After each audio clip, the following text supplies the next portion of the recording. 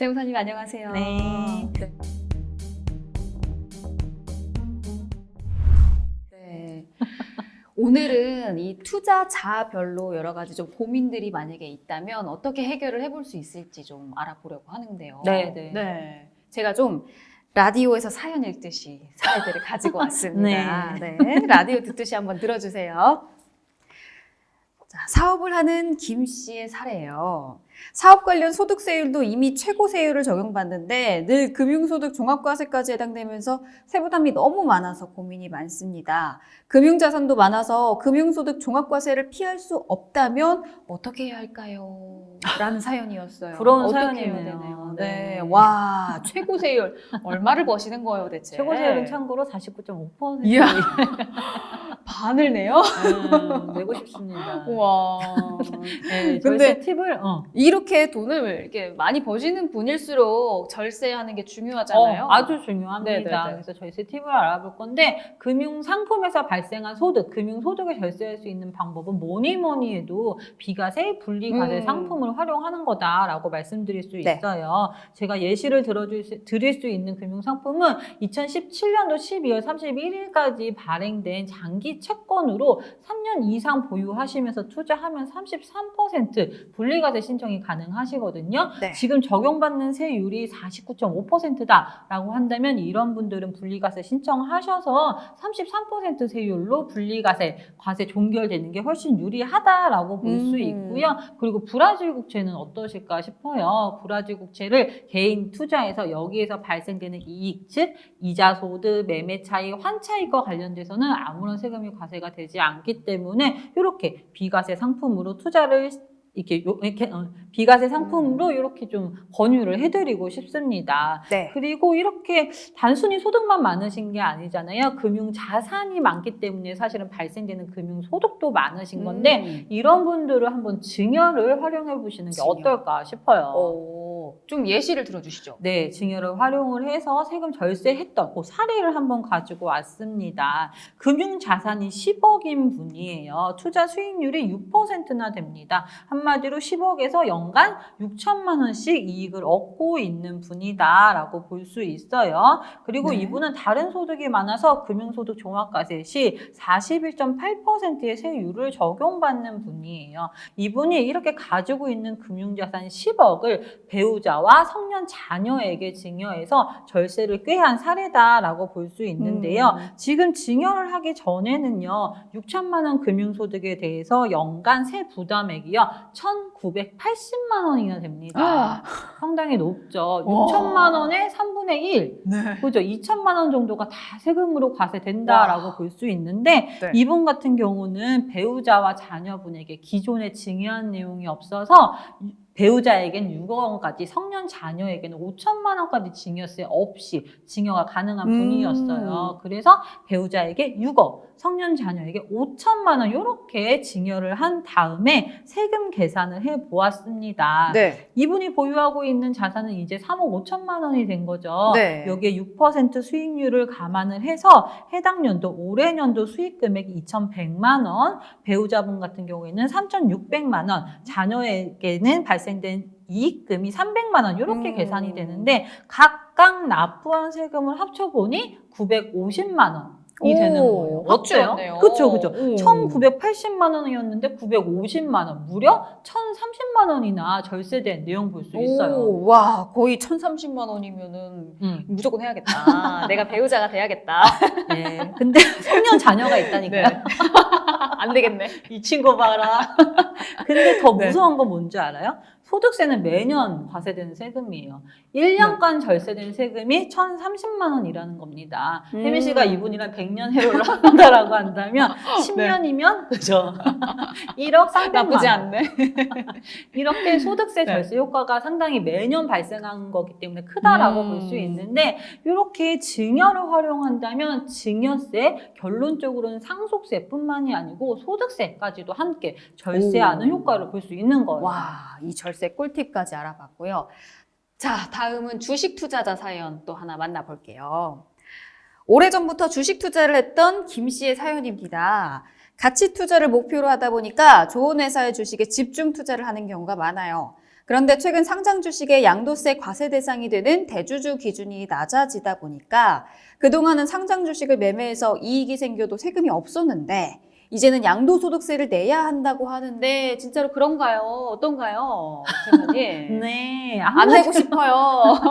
이분은 양도소득세 과세 대상 대주주가 되면서 네. 양도소득세를 이제 내게 되는 음. 사례라고 볼 수 있는 거예요. 그렇다면 가장 첫 번째로는 대주주가 되지 않게 조정을 했었어야 했는데 좀 아쉽다라는 거죠. 네네. 대주주가 되지 않기 위해서는 종목별로 코스피 기준 시가총액 10억, 지분율 1%를 넘어 보유하는 경우 대주주가 되는 거예요. 그렇기 때문에 여러 가지 종목에 분산 투자해서 아. 대주주가 되는 거 사실 피하실 수도 있었거든요. 네네.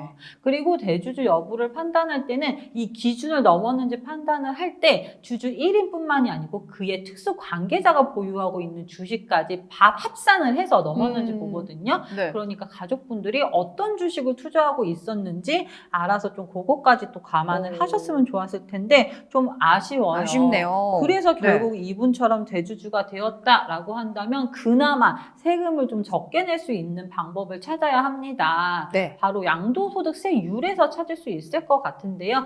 대주주가 중소기업 이외의 종목을 1년 미만 보유하다 매도했을 때 과세되는 양도소득세율이 33%나 돼요. 오. 그래서 만약에 동일한 종목을 이렇게 투자한다 하더라도 1년 이상 보유하시면서 투자를 했다라고 한다면 조금 더 절세할 수 있지 않을까 생각이 들고요. 만약에 내가 대주주인 종목이 하나가 아니고 여러 개야. 근데 하나에선 이익이 나지만 다른 종목에선 손실이 발생하고 있어 라고 한다면 동일한 연도에 과세 대상 주식에서 발생한 이익과 손실은 통산이 가능해요. 네. 이렇게 손실 보고 있는 거를 실현을 시켜서 한마디로 매도를 해서 양도차 이익과 양도차 손을 통산시켜 세금을 절세할 수도 있습니다. 그리고 혹시 기존에 증여하신 내용이 없다라고 한다면 가족분들한테 증여를 한번 활용해 볼 수도 있어요. 아니 그러면은 증여를 활용해서 양도소득세를 줄일 수가 있어요? 맞아요. 사례로 한번 설명을 해볼게요. 내가 네. 옛날에 10,000원에 산 주식이 있는데 지금 대주주로 양도하려고 봤더니 그 주식이 무려 10만 원이나 하고 있는 거예요. 그러면 우와. 양도 차익이 얼마죠? 9만 원 맞습니다. 이 9만 원에 대해서 양도소득세를 내야 되는데 양도소득세율 22%를 적용해서 계산한다라고 해도 9만 원에 22%면 얼마죠? 분의 풀가동. 5, 6.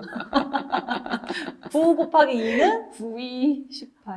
그죠. 18,000원에 1,800원을 더해서 한 주만 매도해도 여기에서 과세되는 세금이 19,800원이나 되는 거예요. 그래서 이분이 증여를 하기로 한번 고민을 해본 거죠. 지금 10만 원짜리 주식을 배우자한테 증여를 해요. 네. 그러면 배우자가 그 주식을 받아서 매도할 때, 네. 양도할 때는 그 주식의 취득가가 얼마가 될까요? 10만 원으로 받았으니까? 그럼 10만 원? 그치. 네. 근데 그 10만 원짜리를 10만 원에 팔면 0?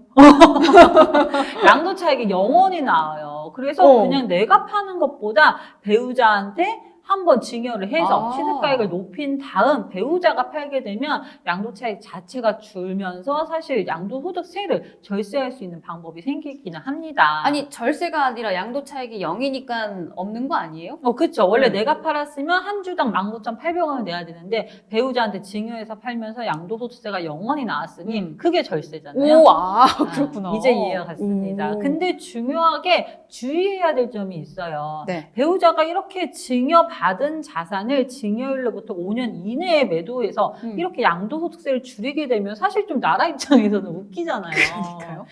그렇기 때문에 증여받은 자산을 5년 이내에 매도했을 때는 실제 해당 거래가 증여다라는 걸 명확하게 소명이 가능해야 됩니다.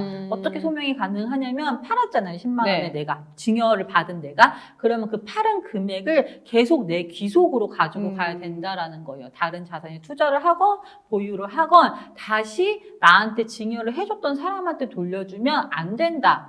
실제 증여여야 한다라는 게 되게 중요한 사항이고 그리고 두 번째로는 사실 증여세를 지금 제가 없다라고 계산을 한 거잖아요. 네. 기존에 증여한 자산이 없어서 증여재산 공제 금액 이내에서 이렇게 증여를 활용할 수 있다라고 한다면 해당 거래가 아주 좋겠지만 뭐 기존에 증여가 있어서 지금 증여를 했을 때 증여세가 만만치 않게 나온다라고 한다면 그것도 한번 사실 고민해 볼 만한 사항이다라고 볼 수 있는 거죠. 증여를 통해서 절세를 할 수 있긴 한데 또 이런 혹시나 이게 잘못 걸려가지고 이미 증여를 한 적이 있었으면은 오히려 세금이 더 많이 나올 그렇죠. 수도 있는 증여세가 더 많이 나오면서 사실 절세가 아닐 수도 절세가 있게 안 되는 되는 거죠. 경우도 될 수도 있겠네요. 네. 케이스 바이 케이스로 좀 따져보셨으면 좋겠어요. 네.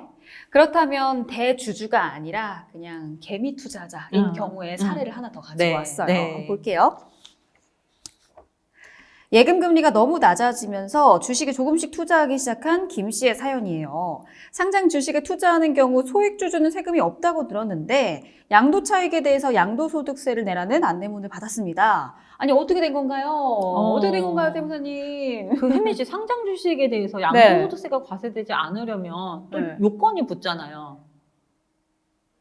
그 장내. 맞아요. 장내에서 양도해야지만 양도소득세가 과세가 안 되는데 네. 그냥 나는 소액주주니까 다 과세 안 되는 거 아니야? 이렇게 착각들을 하세요. 아, 이 조건들을 다 갖춰야 되는 거네요. 그렇죠. 제가 보기에 이 사례자분은 소액주주인 건 맞는데 장외에서 거래한 경우가 아닌가 싶습니다. 제가 세무사로 증권사에서 업무를 하고 있는데 사실상 고객님들이랑 상담을 하다 보면 양도소득세 과세 대상 장외 거래인데 그 자체를 아예 인지하지 못하는 뭐 그런 경우들이 있어요. 네. 내가 친구한테 주식으로 내가 친구한테 갚아야 될 돈이 있는데 그걸 돈으로 안 갖고 내가 가지고 있는 주식으로 갚게 되는 거예요. 아니면 내 주식도 마음에 들지만 내 친구 주식도 마음에 들어.